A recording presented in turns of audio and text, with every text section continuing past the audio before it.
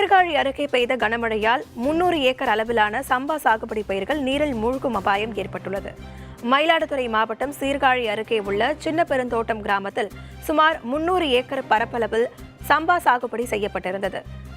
இந்த நிலையில் கடந்த 3 நாட்களாக பெய்த கனமழை காரணமாக கடல் நீர் உட்புகுந்து பயிர்கள் நீரில் மூழ்கி அழுகி வருகிறது. தொடர்ந்து மழை பெய்து வருவதால் சம்பா சாகுபடி பயிர்கள் முற்றிலும் அழிந்துவிடும் நிலை ஏற்பட்டுள்ளதாக விவசாயிகள் வேதனை தெரிவிக்கின்றனர். இது தொடர்பாக எமது செய்தியாளர் ஆர்எஸ் வழங்கும் கூடுதல் தகவல்களை இப்போது கேட்கலாம். மழை பெஞ்சதுலேருந்து நாங்கள் நடுவு நட்டு முடிச்சுட்டு வெளியில் போயிருக்கோம். வீட்டுக்கு வந்து திரும்பி போகணும் அழுத கண்ணீராக தான் வந்திருக்கோம். பார்த்தீங்கன்னா தெரியும், சுத்தமாக தேங்கிடுச்சு தண்ணீர். மேற்கேந்து வர தண்ணியும் கடல் நீர் உட்புகுந்து அப்படியே தத்தளிச்சுட்டு நிற்குது. தண்ணி வடிகால முடியவே இல்லை. அதுக்கு காரணம் வடிகால் வசதி எங்களுக்கு செஞ்சு கொடுக்கல. இந்த செல்வநாட்டில் உள்ள வடிகாலை தூர்வாரி கொடுத்தாலே ஓரளவு தண்ணி வடிஞ்சிருக்கும். இது வரைக்கும் தண்ணி வடியல. பக்கத்தில் இருக்க அந்தாண்ட நெசாலா வாய்க்காலில் உள்ள தண்ணீரும் கடைசியாக உள்புகுது. நாங்கள் தான் கடைமடை பகுதியில் கடைசியாக இருக்கும் சார். கடைசியாக இருக்கிறதுனால தண்ணி உள்புகுத்து எங்களுக்கு முதல்ல உள்புகுது.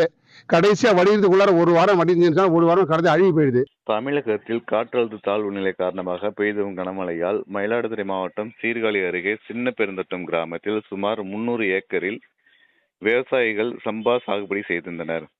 கடந்த 4 நாட்களாக பெய்த மழையில் வடிகால் வசதி இல்லாமல் கடல் நீர் உட்புகுவதால் சம்பா சாகுபடி பயிர்கள் தற்போது தண்ணீரில் மூழ்கி அழுகி வருகிறது.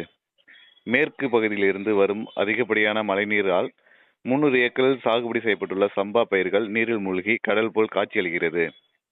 தண்ணீர் வழி இல்லாமல் இருந்து வருகிறது. மேலும் மழை தொடர்ந்து பெய்து வருவதால் சம்பா சாகுபடி பயிர்கள் முற்றிலும் அழிந்துவிடும் என விவசாயிகள் வேதனை அடைகின்றனர். மேலும் இந்த பகுதியில் பிரதான வடிகாலான செல்வநாறு கரையை பலப்படுத்த வேண்டும், கடல் நீர் உட்புகாமல் ஆற்றில் முகத்துவாரம் கதவணை அமைத்து தர வேண்டும் என விவசாயிகள் கோரிக்கை விடுத்துள்ளனர். பாதிக்கப்பட்ட விளைநிலங்களுக்கு உரிய கணக்கீடு செய்து அரசு நிவாரணம் வழங்க வேண்டும் என விவசாயிகள் கோரிக்கை விடுத்துள்ளனர்.